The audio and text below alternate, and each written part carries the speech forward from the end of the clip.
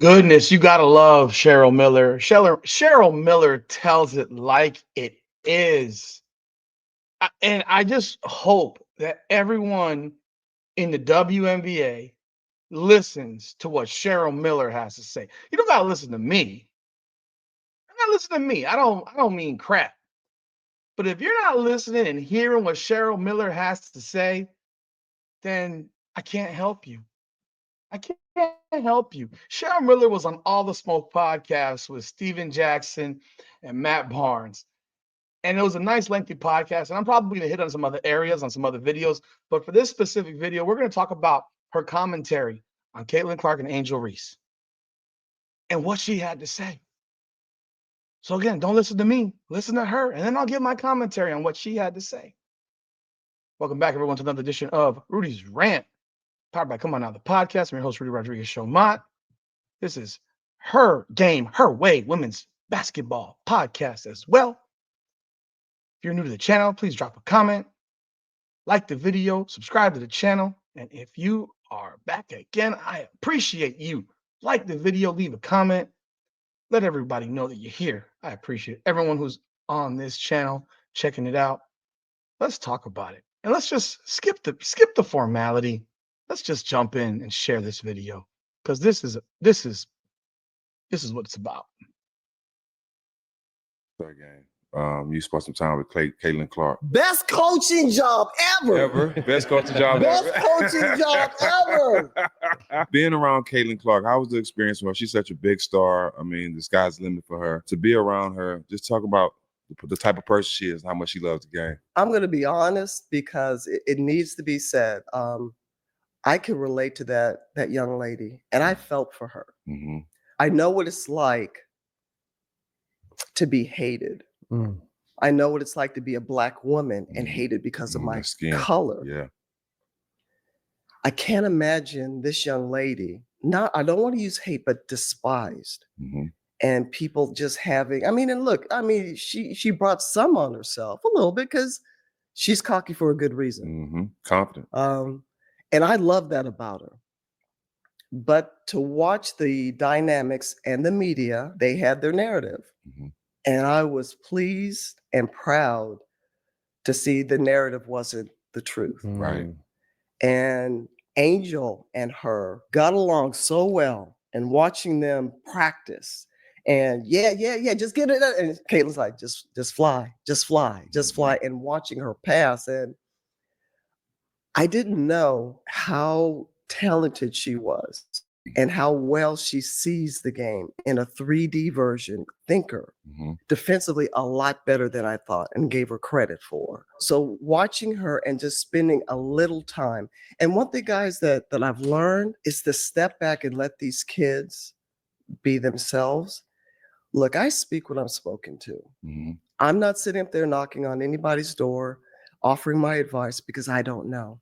I don't know what it's like to be social media, Instagram this. I don't know what it's like to be bombarded and have to be the breadwinner in the family and be a brand and be worried about what I do or say and everything else, and 24/7 being pulled in so many different directions and not knowing. I mean, throwing the fact that if I'm insecure, if I've got my own mental issues going on, who do I talk to? I don't regret being born when I was. Right.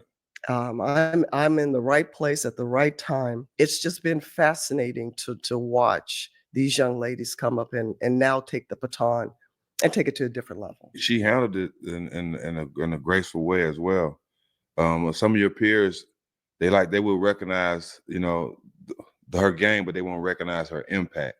Right. How can you separate the two? It's kind of hard, right? I used and Jax, you're absolutely right. And I was like, come on, you big dummies. Is she getting hyped? Yes. But she was in the backyard. She was putting in the same time, sometimes maybe more than you were. Right. I can't fault her for what she was given. But look, as much as she was given, you can't tell me if that door would have swung the other way where she didn't live up to the hype. Right. Come on, folks are still waiting for her to fall. Exactly. Come on. Yep. So with that being said, you big dummies, you getting paid now. Right. I mean, She had a lot everybody to do now with it. has an opportunity to pull up their chair and have a seat. Mm-hmm. So that's the only thing. And thank God I don't listen to, I don't follow social media, and I could really care less because I've been delivered from being a people pleaser and what you think about me. Right. Me too. But I will tell you one thing. Welcome. I'm just glad that these young ladies who are at the upper top, the upper tier players, I hope and pray that they have a solid foundation. Mm-hmm. And they know, guys, who they are. Right. Because you know how vicious it is out there. Yeah. Mm-hmm. Do you see any correlation with Caitlin and Angel Reese, what they've done for the WNBA, as to what Magic and Bird did when they came in at the same time? Oh, absolutely. All right, let's talk about this now. You big dummies. You big dummies. Cheryl Miller just called all these people big dummies. You didn't recognize what Caitlin Clark was bringing to your league, to your game. You didn't recognize it.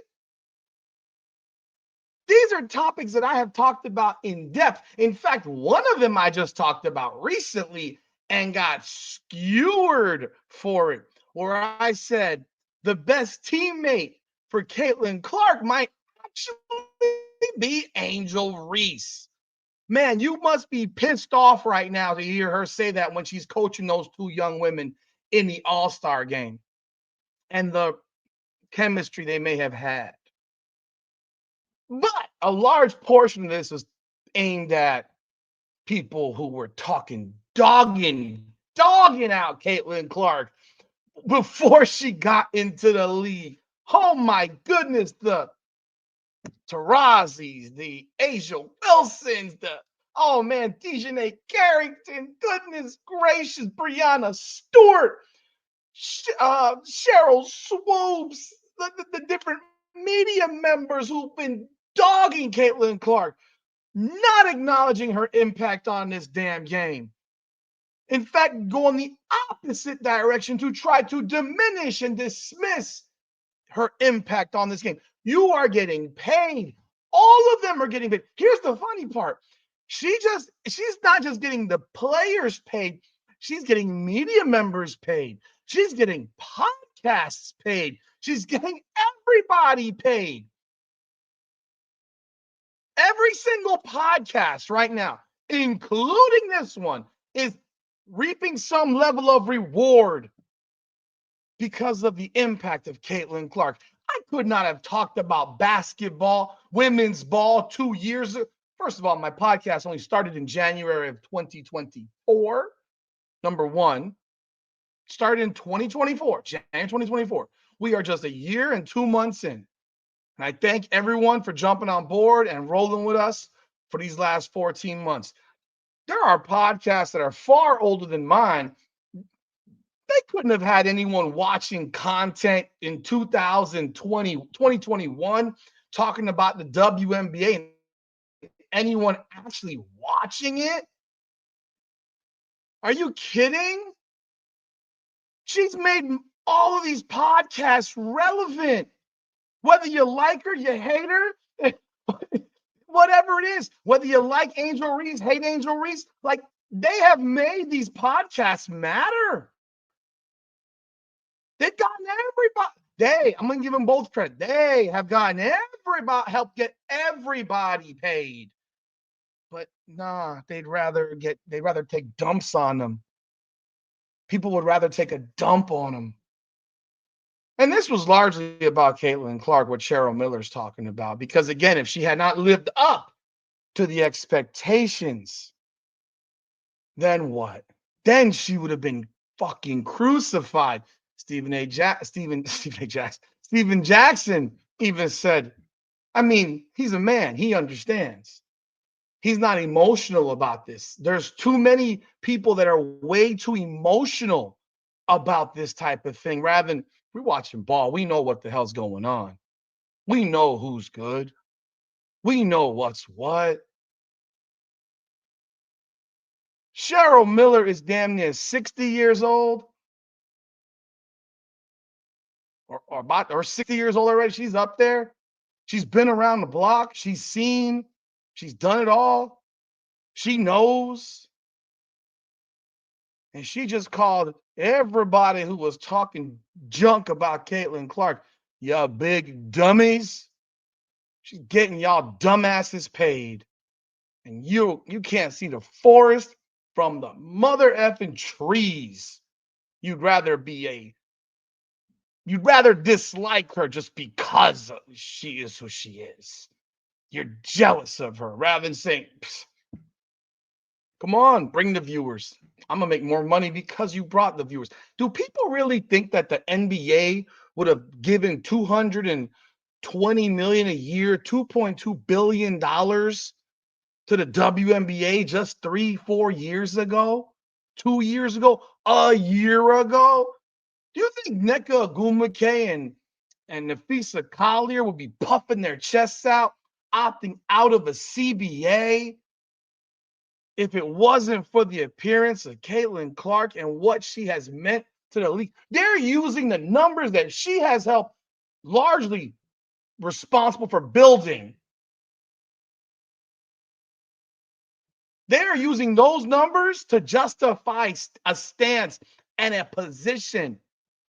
But yet you won't ever hear Nneka Ogwumike get on the board and say, yo, Caitlin Clark did a big thing for our freaking league. You won't hear any of these old guard people say, Caitlin Clark is helping change our league.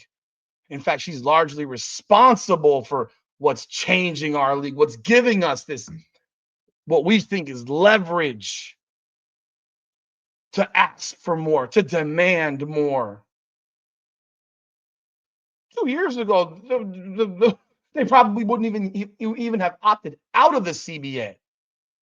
The owners might have been looking to give them a reduction in salary, not an increase in salary.